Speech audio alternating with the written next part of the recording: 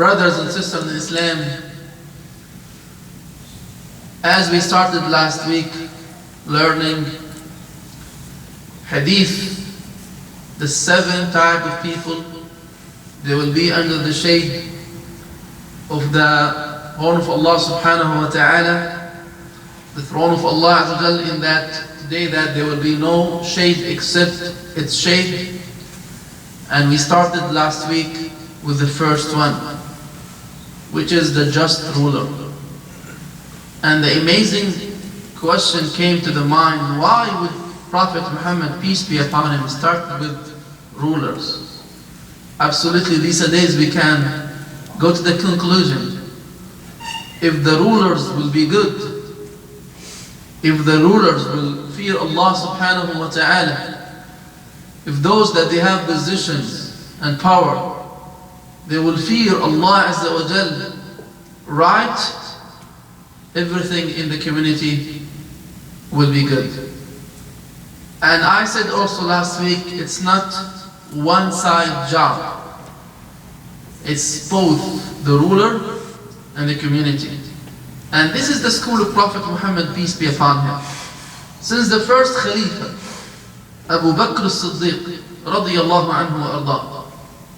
The second, the third, the fourth, everyone, he came with the same message. I am representing you to apply the rules of Allah subhanahu wa ta'ala. I'm not representing Allah Azza wa Jal. So I am in a mission here to work for you, to serve the community. If you saw me that I'm not doing my job right, tell me. Tell me. And this is the amana. The amana, if you saw something wrong, you have to raise your hand and say, hey, will not accept this in the community. Story, very beautiful story with Umar radiallahu anhu. One day, Umar on the minbar, doing khutbat al-Jum'ah. And he said in the beginning, Isma'u wa ati'u. Listen and obey your Amir.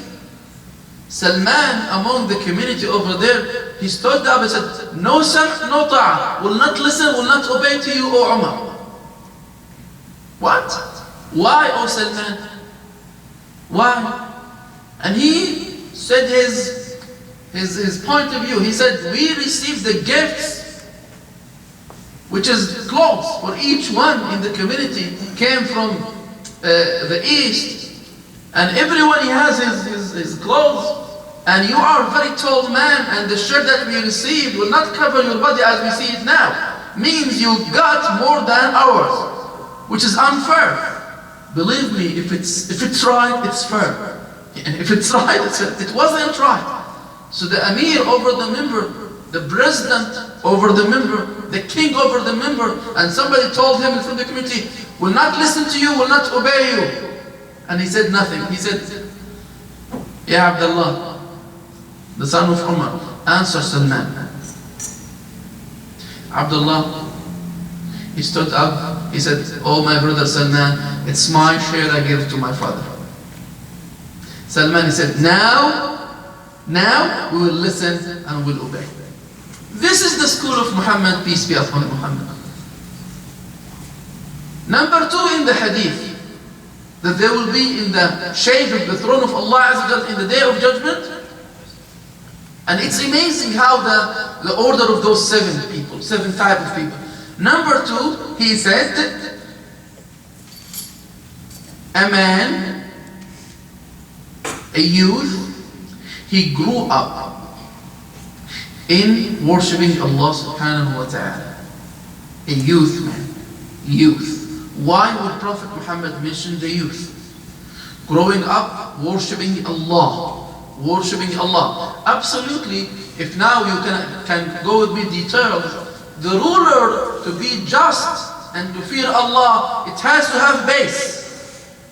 Which is what? Growing up with fearing Allah subhanahu wa ta'ala. For that is a big difference between those who became Muslims in the beginning and those who came after 20 and 30 years to announce their Islam. Even in the time Prophet Muhammad, he used to say, don't talk to the Badriyin. Who are the Badriyun? Those who attend what? Badr battle. Don't talk to them. In the time that they sacrificed, he used to fight us and kill us. So they will not be the same. So when a youth, now the challenge in this community and everywhere, our youth, how our kids growing. It's my responsibility as a father, Muhammad, and your responsibility as a mom to take care of your kids. How your kids growing in this time of their life. Because if they will not grow up in worshipping Allah, they will worship something else. And this is the law. Because this heart has to attach with something. Everyone worshipping something in this life. If it's not Allah, something else. If you are not following the haqq, by default, you will follow the batil. Don't tell me, no, I'm in the middle. No middle places between the haqq and the batil. Haqq means the fact, batil means the wrong. No middle places. Even you are with the right or with the wrong. For that reason, believe me, our kids, our youth, is our responsibility. The sign of those people that they will be in that time in a different luxury. They will be under the shade of the throne of Allah subhanahu wa ta'ala. In that time, no shade except that shade. So this is the certificate. This is the reward from Allah subhanahu wa ta'ala. Yesterday I was reading the biography of Khalid bin Walid. And one day, Khalid, he became Muslim while he was 43 years old. He accepted Islam 43 years old. After Khaybar and after conquered Mecca, we have Hunayn battle. And in Hunayn battle, if you know the story, it was a big surprise for the Muslims, 12,000 Muslims against less than 1,000 non-Muslims from Thaqif tribe. And they surprised them and everybody became shocked. And they did mistakes. They did mistakes, the Sahaba, the Muslims. And some of them, he just, because he's scared, start killing each other. So Khalid, as a general, he was in a position that he knows how to fight. He grew up soldier, a horseman. He knows how to deal. So he started make some comments about those that they make mistakes. Prophet, peace be upon him, he stopped him. He said, don't talk about my companions. You just became Muslim months and 2 years. Those, they became Muslims 19 years before you. And he was whom? Khalid. Same thing with Bilal and Abu Dhar. No decoration in the haqq. Same thing when Umar said, oh Messenger of God, I love you more than my wealth, my kids, my family, except myself. He said, no, Ya Umar, you have to love your Prophet more than yourself. In that time, he said, I love you, O my Prophet, more than myself. He said, today, O Umar, now, O Umar, you can announce that you are a believer. So growing up, worshipping Allah subhanahu wa ta'ala is our responsibility for our youth these days. Now the question is, how? How can I provide my kids, my youth, this kind of service? Number one, to be a good example for them. You have to be a good example for your kids. You can't ask him to pray while you are not praying. You can't ask him to read Quran while you never open the Quran in front of him. You can't ask her to put hijab and you are not having the hijab. You can't ask her to stop smoking while you are smoking. You can't. So you have to be a good example. If you lost this luxury in your life to be growing up, worshipping Allah, don't repeat this with your kids. While these days we have the facilities, we have the power to reach that level of tarbiyah with our kids and our youth. Alhamdulillah. Alhamdulillah. Number two, After that, good example, which is very important. Number 2, the knowledge. You have to have the knowledge how to teach your kids how to worship Allah in a right way. Because worshiping Allah with no knowledge will lead you to disobey Allah subhanahu wa ta'ala with no intention. Prophet Muhammad, peace be upon him, says, the example of the alim and the abid. Alim, the one with knowledge. Abid, the one who worships just without knowledge. He said, as the example, the difference between me and the lower person in the community. As the difference between the moon in the middle of the month and the other stars and planets in the space. هل يستوي الذين يعلمون والذين لا يعلمون? Allah mentioned in the Quran, they are not equal. Those who knows and those what? They don't know. They are not equal. وَقُلْ رَبِّ زِدْنِي, ask Allah to increase your ilm. We have to increase our knowledge of Allah. Imam al-Ghazali mentioned that one time. He said, we have 2 types of knowledge or 3 types of knowledge. I will focus about number 2 and number 1, number 3. He said number 3, which is the lower, to know the creation of God. Physics, chemistry, biology, medical, business. This is how everybody now spend time to know and money and their life to know the creation of God. He said the highest level, which is very important, to know who is God. The knowledge of Allah Azza wa Jal. When I know who is my Lord, I will build that kind of fearing. As we mentioned last week, وَأَمَّا مَنْ خَافَ مَقَامَ رَبِّهِ, those that they fear that meeting with Allah Azza wa Jal, that meeting with Him, immediately this will fix his attitude, daily attitude. He will never wrong by intention, because he's scared. He fears that there is meeting with Allah, it's coming. I will meet Him face to face. I need no hijab, no partition between me and Allah Azza. Nobody will prevent and protect and support you over there except your good deeds. This is the key that all Muslims in the history, the good ones, they did their job perfectly. Our musibah these days, our problem these days, our rulers, if they fear Allah Azza wa Jal, our situation will be different than our situation these days. Muslim Ummah these days suffering because they allow those to rule them while they know they are not qualified, while they know that they are not worshipping Allah Azza wa Jal, they are not doing the right thing. For that reason, a youth who grew up worshipping Allah Azza wa Jal, if you miss this, don't repeat it with your kids. Especially in this blessed country. We have the facility, we have the power, we have the money, we have the time to let your kids have the knowledge of the creation of God and God Himself. And this is our school. We are people of combining. Not to isolate yourself from the community and just to be a worshipper without having the knowledge of life. No, I want you to be a doctor and also a worshipper. An engineer and a worshipper. A businessman and a worshipper in the Fajr Salah. Why not? Why not you? If anybody can do it, I can do it. If nobody can do it, I must do it. Number 3. A man, and this is also very surprising, a man whose his heart attached to the masajid. And this would complete the story. A just ruler, a youth grew up worshipping Allah. Number 3, a man attached his heart with the mosques, the masjids. Why the heart? And why the masjid?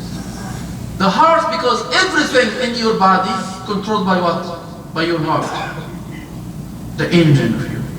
If I attach my engine, my controller with the mosque, that's it. I will start grab everything from the mosque to my engine and distribute everything to my body.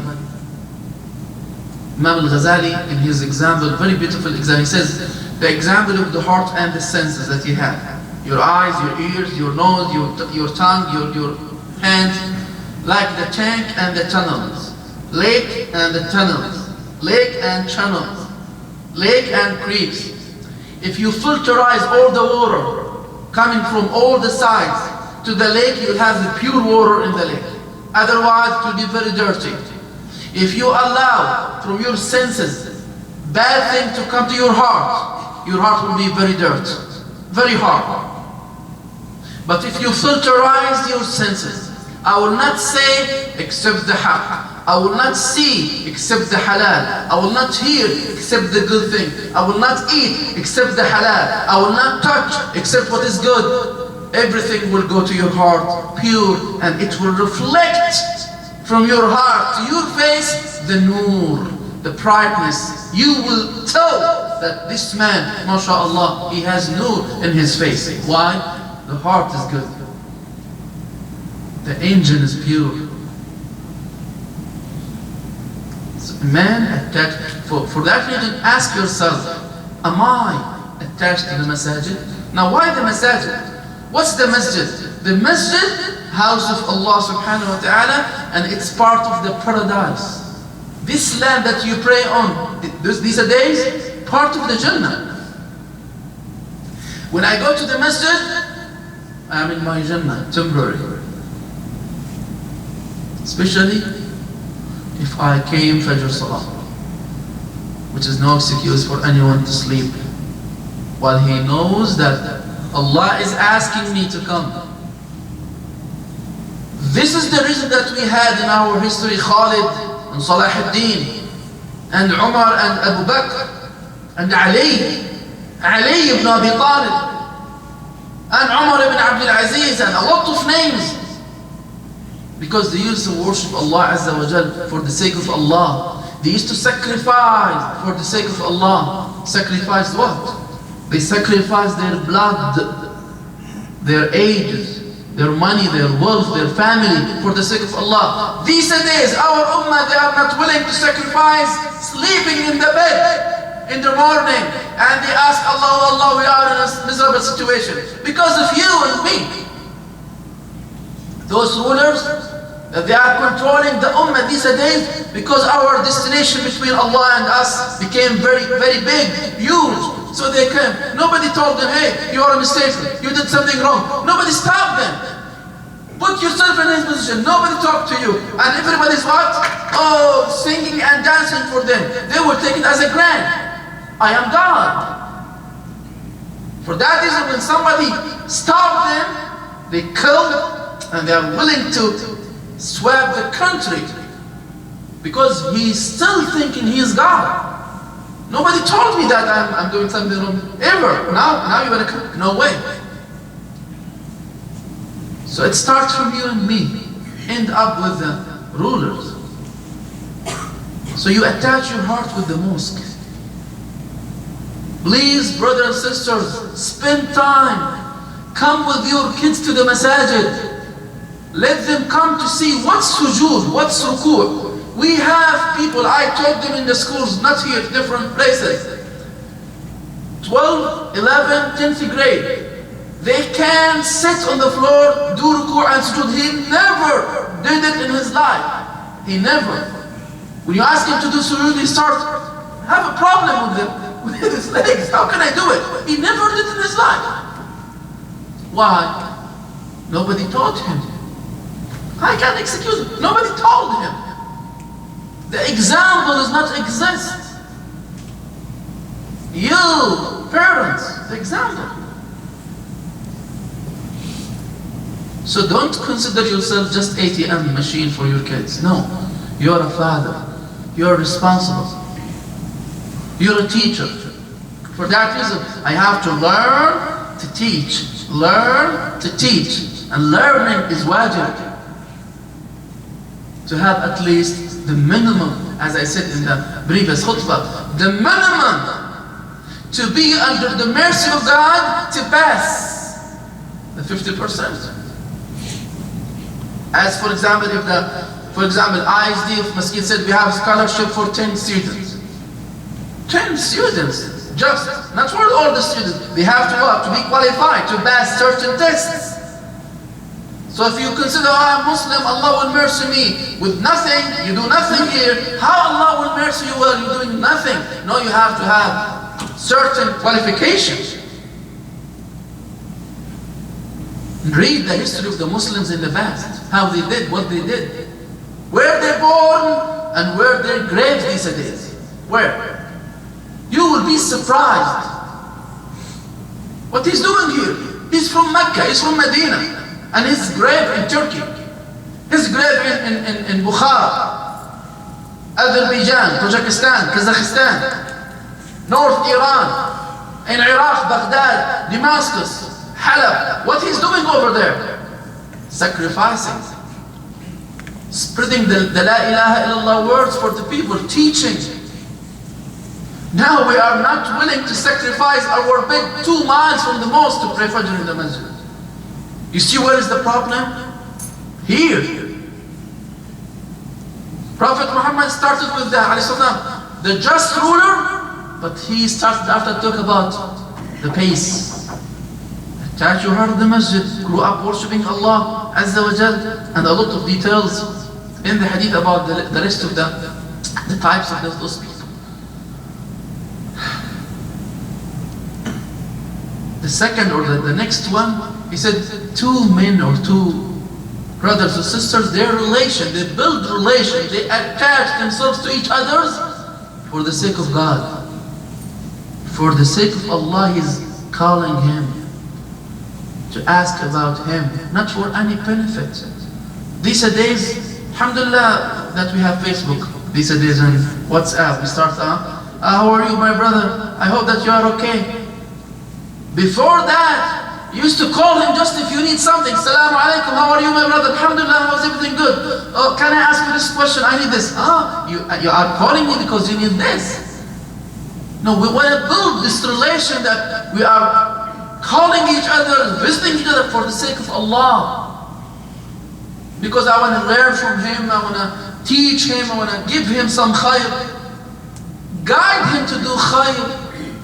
Allah mentioned that in the Quran. وَلَا يَحُضُّونَ. What's al-hadd? Al-hadd, to speak to somebody that he is in a high level of financial or whatever, to tell him, hey, we have poor people here, we have orphans here, we have miskin here, we have faqir here. Communication for the sake of Allah Azza wa Jal.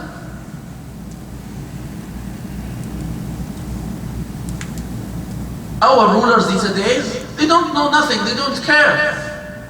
At least to show Allah that we care, to fill as much as we can from the gaps that we have. Believe me, I always have hope and trust. This is just a cloud. Believe me, it will be a clear sky very soon. Very soon. The cloud will not stay. But we have to be ready to start doing the right stuff. The right thing.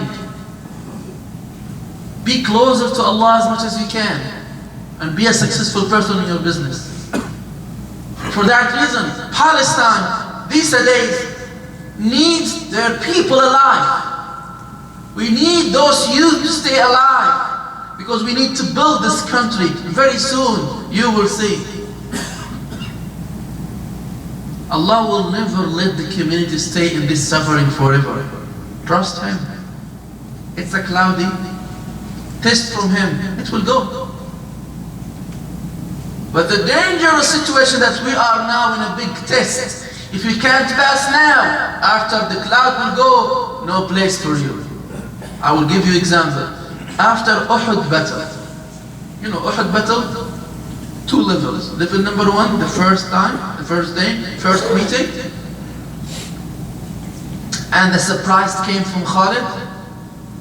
After the archers on the mountain, they disobeyed Prophet Muhammad, peace be upon him, and they remembered their life before Islam. They want to go and collect the wealth. And they left. Khalid turned around and started killing the Muslims from the back. Mushrikeen came from the front. It was very chaos between the Muslims, people start killing each other. The next day, Prophet Muhammad, peace be upon him, he said, "Oh Bilal, go and call those who fought with me yesterday to come with me. Anybody he didn't came with me yesterday, he is not allowed to come to go with me to Hamra al-Asad. Let them stay in their houses." Means, if you are not working today to have the victory tomorrow, you will not share the victory tomorrow. I think it's very clear. So we have to work hard, because nobody guaranteed tomorrow. At least start the first step, second, third, fourth. Your kids will continue. This is the life of the human being. We learn and teach. Others, they will learn and they will teach, and etc. So love each other for the sake of Allah subhanahu wa ta'ala. Respect each other for the sake of Allah subhanahu wa ta'ala. And accept the advice. Accept your brother's advice, your sister's advice. What is the problem? Nobody is perfect. But if you want to advise me, send it to me as a gift. Don't put me down. Don't go to the CNN and advise me in the CNN. To make it public. No, come to me nicely. If you don't have the courage to speak to me face to face, send me a letter. Allah, ya brother, ya sister, father, son, wherever. We have to accept this, no big deal. Nobody is perfect. And the best and the healthy community, that the community that they accept advice from each other. And ask people. Umar ibn al-Khattab, he used to walk during the Dhuhr time among the kids in the city. The kids. Hey, come in. Assalamu alaikum, alaikum salam. Tell me, what do you see with Umar? How is Umar with you? The kids. You know why the kids? Because the kids will say what the parents talk in the house. Because the adults can't say it sometimes in front of Umar face to face. But they will say it in the house. Who will hear them?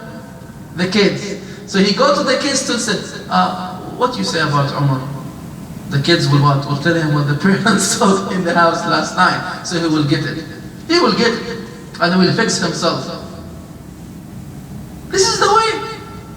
If you consider yourself perfect, this is the musibah. Nobody is perfect. You have to, for that reason, wallahi, we are suffering as community, Muslim community, from what's happening around us, Syria, Palestine, Iraq, Lebanon, Yemen. We are suffering. Our situation is not easy. Every day in Syria, every day, people are being killed. Kids and women. For what? Big exam. We ask Allah in this moment to heal the people in Syria and to fix this fitna, this problem for this community. Wallahi, it's too hard. Too hard. Kids, youth, women. You saw them. I'm not here CNN news. You know everything. But we have to analyze. We yesterday in Hebron hospital. You saw how the 20 or more than 20 murderers came and killed the man in his bed in the hospital in the middle of the night, and they kidnapped another one.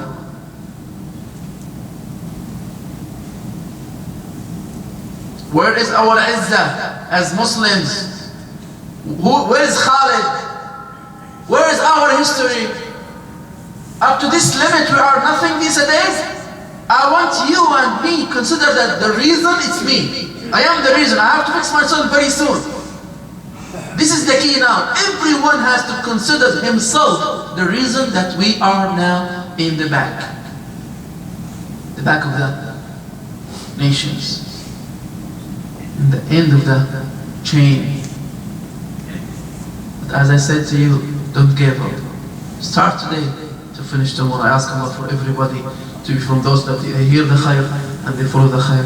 آمين. أقول قولي هذا وأستغفر الله لي ولكم، فيا فوز المستغفرين استغفروه وادعوه وأنتم موقنون بالله.